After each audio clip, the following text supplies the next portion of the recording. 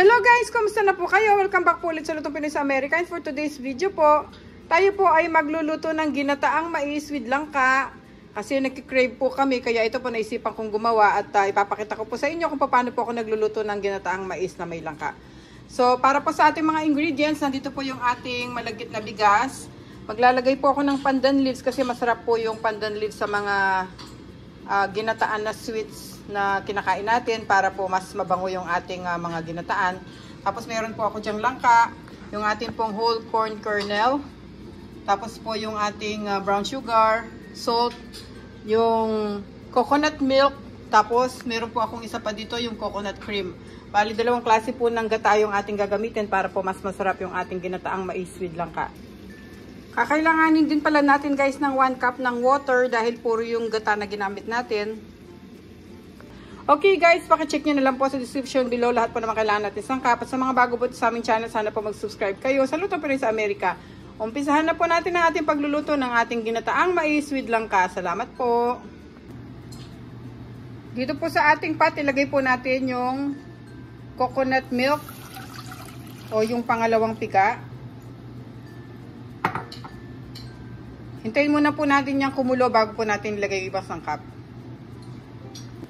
Ngayon kumukulo na siya, pwede natin ilagay yung ating pandan leaves.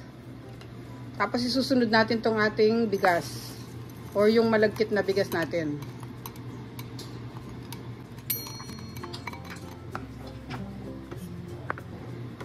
Mayat-maya natin siyang hahaluin guys para hindi magdikit yung ating bigas sa ilalim. Tapos lagay na rin natin tong ating salt, pampabalance sa ating tamis. 1/4 teaspoon lang naman yon. Hintayin natin maluto yung bigas natin.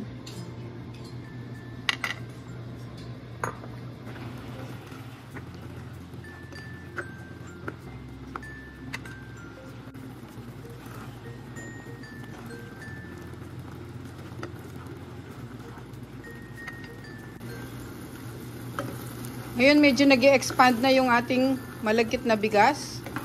Pwede na nating ilagay yung ating brown sugar. At saka yung ating coconut cream. Yan. Haluin ulit natin.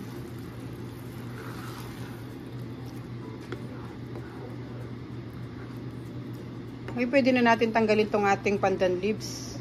Mabango na yung ating niluluto.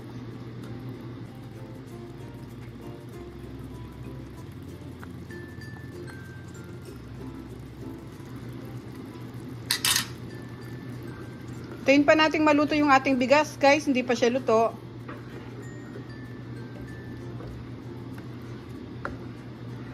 Pero pwede na natin isunod yung ating langka.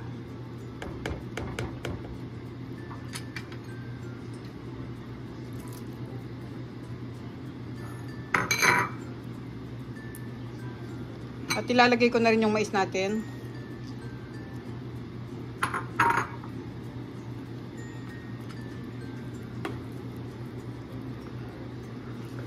Yan.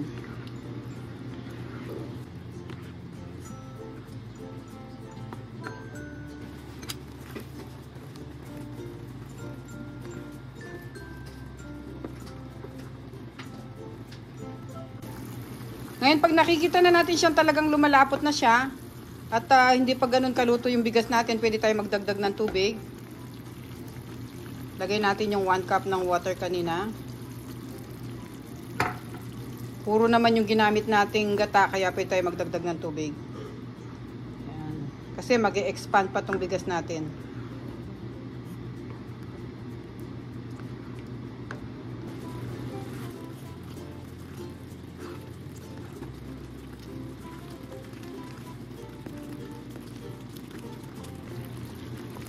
Ngayon guys, luto na tong ating ginataang mais with langka. Pwede na tayong maglagay sa ating serving plate.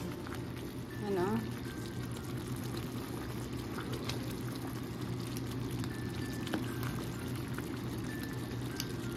I-off na natin yung stove.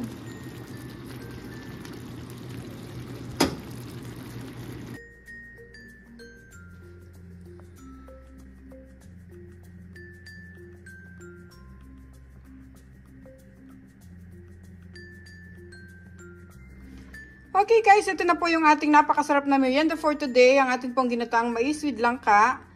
Gayahin nyo po yung ating ginawa guys. Napakasarap po nito. Alam ko sa iba bibihira na nilang niluluto to. Pero dahil nag-crave tayo, ito niluto natin. At naipakita ko sa inyo kung paano natin niluto ang ating ginataang mais with langka. Thank you so much po ulit guys. Sana po mag-subscribe kayo sa Lutong Pinoy sa Amerika. Lalo na po kung bagong bisita kayo sa aming channel. Pakicheck nyo po yung other videos namin. Marami po kami masarap na recipe doon. Thank you so much po. Ingat po tayong lahat. God bless po. Kain na po tayo ng ating napakasarap na merienda. Thank you po.